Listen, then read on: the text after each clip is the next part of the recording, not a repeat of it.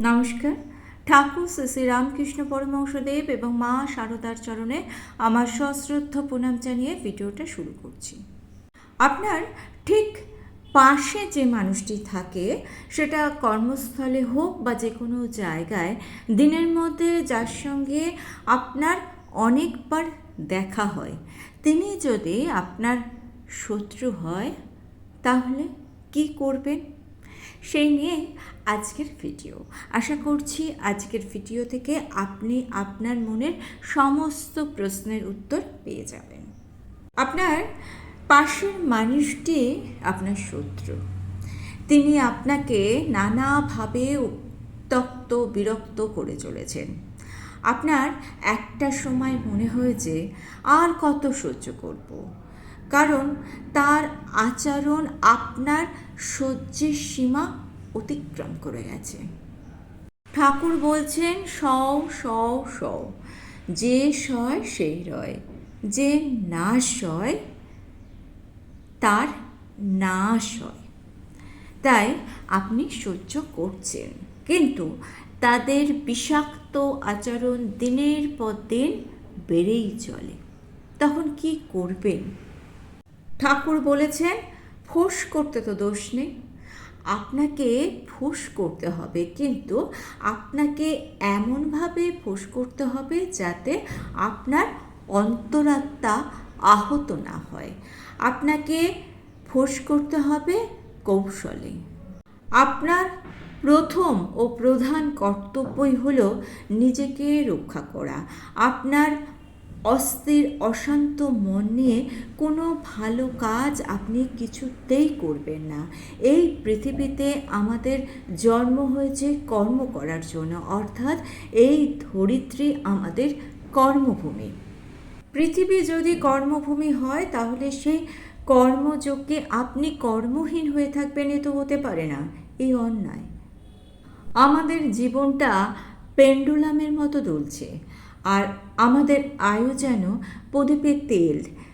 তেল যখন ফুরোবে প্রদীপ তো নিভবেই, এর স্বাভাবিক। কিন্তু তাছাড়া ঝোড়ো হাওয়াতেও কিন্তু প্রদীপ নিভতে পারে। আবার আচমকা কেউ প্রদীপটাকে নিভেও দিতে পারে। অর্থাৎ প্রদীপের নিভে যাওয়াটা প্রদীপের নিয়ন্ত্রণে নেই, কিন্তু যা আছে তা হলো উজ্জ্বলভাবে জ্বলে ওঠা আর তার চারপাশের অন্ধকারকে দূর করা। আপনার পাশের মানুষটির মনে যদি অন্ধকার জমা হয়ে থাকে, তাহলে আপনি তার সঙ্গে কৌশলে বসুন। কখনোই তার সঙ্গে ঝগড়া বা বিবাদে লিপ্ত হবেন না। কারণ শ্রী মা সারদা দেবী একবার রাধুকে বলেছিলেন, রাধু, মিষ্টি কথা বল। আপনি যদি ঝগড়া বা বিবাদে লিপ্ত হয়ে যান, তাহলে আপনি আপনার ক্রোধ নিয়ন্ত্রণ করতে পারবেন না এবং আপনার মুখ থেকে কটু বাক্য বেরিয়ে আসবে, যা অনুচিত। তার পরিবর্তে আপনি কৌশল অবলম্বন করুন। আপনার মনের আলো এতটাই উজ্জ্বলভাবে জ্বালিয়ে রাখুন যে আপনার চারপাশে একটা আলোকবর্তিকা তৈরি হয়ে যায়। এর ফলে যে আপনার সাথে কথা বলতে আসবে, সে আপনাকে সমীহ করে চলবে। কিন্তু আপনি আপনার মনের আলো জ্বালাবেন কিভাবে, সেই উপদেশও রয়েছে ঠাকুরের অমৃত বাণীতে। ঠাকুরের এক শিষ্যকে একবার তিনি বলছেন, মন যেদিকে থাকুক না কেন, তুমি তার নাম করে যাও। নামের যে মাহাত্ম্য আছে, তাতে সমস্ত কিছু ঠিক হয়ে যাবে। জমিতে বীজ সোজা বা উল্টো যেভাবেই পড়ুক, অঙ্কুর তো বের হবেই। যদি সেই জমিতে জল পড়ে, তাহলে অঙ্কুর বের হওয়া কেউ রোধ করতে পারবে না। আর মনের জমিতে জল দেওয়ার অর্থ তার নাম জপ করা। আমি যে কিছুই জানি না, শুধু জানি ধ্যান, জপ আর মনোসংযোগ। তিনি বিশেষভাবে সেই ভক্তকে বলছেন, মনে রেখো, নামেতে নাগপাশও কাটে। নাম হচ্ছে সেই প্রেমরস যা জীবনকে সার্থক করে তুলতে পারে।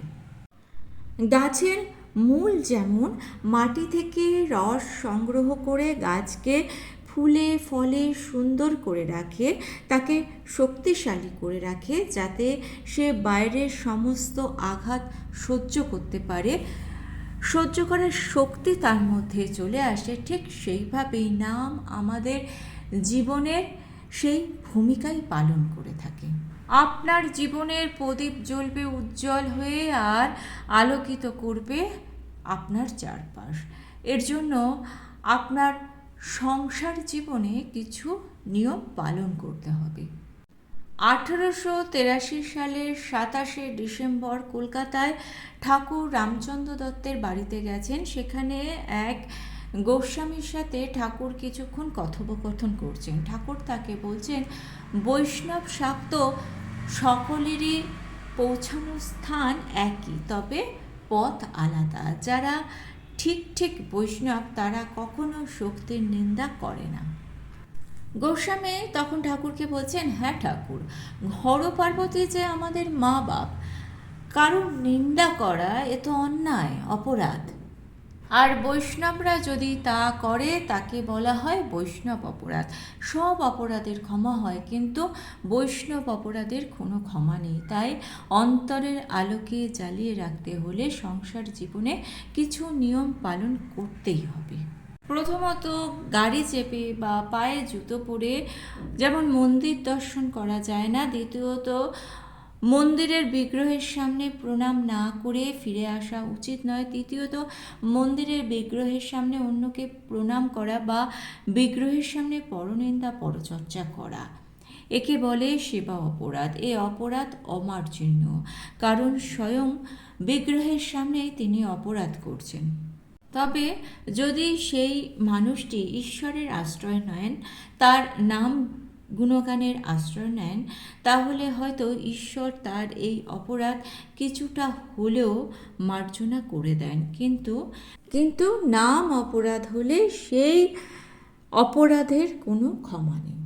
কয়েকটি নাম অপরাধ হলো সাধুনিন্দা, বিষ্ণু নাম এবং শিব নামের মধ্যে পার্থক্য জ্ঞান করা, গুরুবাক্য অবজ্ঞা করা, বেদ ও বেদানুগত শাস্ত্রের নিন্দা করা, নাম মাহাত্ম্যকে বৃথা মনে করে প্রশংসা না করা, নাম মাহাত্ম্যকে আশ্রয় করে পাপ কার্য করা, অন্যান্য শুভ কাজের সঙ্গে নামের তুলনামূলক আলোচনা করা, নামকে ছোট করা। যিনি নাম মাহাত্ম্য শুনতেই চান না, নাম মাহাত্ম্যে যার অরুচি আছে, তিনি স্বয়ং এই সব অপরাধের শিকার এবং এই অপরাধের কোনো ক্ষমা হয় না। জীবনে চলার পথে ঠাকুরের এই কটি নির্দেশ যদি আপনি মেনে চলতে পারেন, তাহলে আপনার পাশে আপনার শত্রু থাকলেও তারা কোনো ক্ষতি আপনার করতে পারবে না। আপনার অন্তর হবে সূর্যের মতো উজ্জ্বল, দীপ্তিময়। সেই আলো যেদিকে পড়বে সেই দিককেই আলোকিত করে তুলবে। যে আলোর স্পর্শে সমস্ত জীবাণু ধ্বংস হয়ে যাবে। আর সেই আলোর স্পর্শে আপনার পাশে বসবাসকারী অন্ধকারচ্ছন্ন মানুষটিকে নিয়ন্ত্রণ করা আপনার পক্ষে হবে অত্যন্ত সহজ কাজ। তাই আপনি নিশ্চিন্তে থাকুন। আর ভিডিওটা ভালো লেগে থাকলে চ্যানেলটিকে সাবস্ক্রাইব করে নিয়ে পাশে থাকা বেল আইকনটা প্রেস করে দিয়ে অল অপশানটা ক্লিক করে দেবেন। তাহলে যখনই নতুন কোনো ভিডিও আপলোড করব তার নোটিফিকেশন আপনাদের কাছে পৌঁছে যাবে। ঠাকুর ও মায়ের চরণের প্রণাম জানিয়ে আজকে এই পর্যন্তই। Thanks for watching.